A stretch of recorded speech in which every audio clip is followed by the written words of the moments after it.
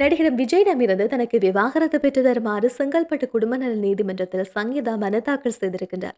இந்த விஷயம் வெளியில் லீக் ஆகி மிகப்பெரிய சர்ச்சையை ஏற்படுத்தி வருகின்றது. தமிழ் சினிமாவை பொறுத்தவரையில் 200 கோடி ரூபாய் சம்பளம் வாங்கும் உச்ச நட்சத்திரமாக இருப்பவர்தான் விஜய். ரசிகையாக இருந்து காதலித்து திருமணம் செய்து கொண்டவர்தான் சங்கீதா.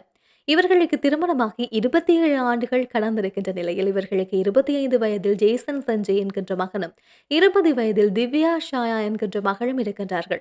இவ்வாறான சூழ்நிலையில் சங்கீதா தாக்கல் செய்த விவாகரத்து மனு பொதுவெளியில் வெளியாகி பரபரப்பையே ஏற்படுத்தியிருக்கின்றது என்று சொல்லலாம். மேலும் இவர் கொடுத்த மனுவில் விஜய்க்கு ஒரு நடிகையுடன் தவறான உறவு இருப்பதாகவும் இன்று வரை அந்த நடிகையுடன் அந்த உறவை தொடர்ந்து வருகின்றார் என்றும் குற்றச்சாட்டை முன்வைத்திருக்கின்றார். இது மிகப்பெரிய அதிர்ச்சியை ஏற்படுத்தி இருக்கின்றது. இந்த நிலையில் சங்கீதாவின் விவாகரத்தை ஓட்டாக மாற்ற விஜய் பிளான் பண்ணுகின்றார் என்று சுஜித்ரா கொடுத்த பேட்டி தற்போது வைரலாகி வருகின்றது. அதன்படி அவர் விஜயின் ஆதரவாளர் ஒருவர் பேசிய ஆடியோவை வெளியிட்டிருக்கின்றார்.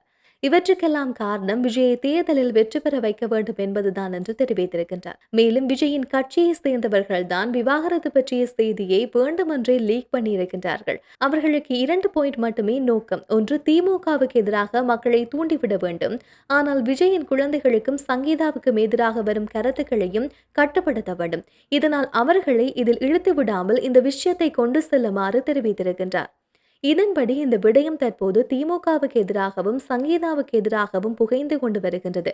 எல்லா யூடியூப்புகளிலும் இது தொடர்பாக பேசப்படுகின்றது என்று சுஜித்ரா சொல்லியிருக்கின்றார்.